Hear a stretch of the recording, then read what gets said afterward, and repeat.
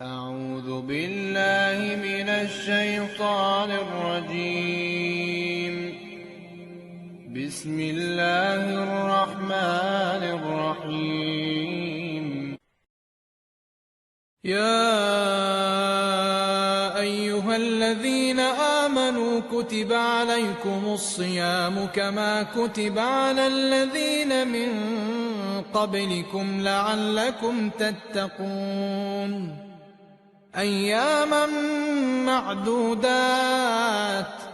فمن كان منكم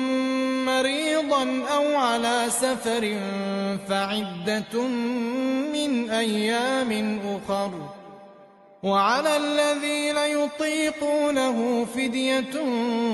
طعام مسكين فمن تطوع خيرا فهو خير له وأن تصوموا خير لكم إن كنتم تعلمون شهر رمضان الذي أنزل فيه القرآن هدى للناس وبينات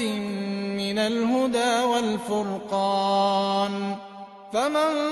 شهد منكم الشهر فليصم ومن كان مريضا أو على سفر فعدة من أيام أخر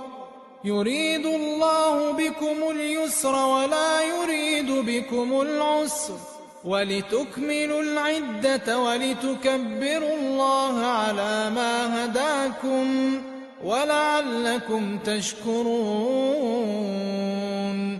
وإذا سألك عبادي عني فإني قريب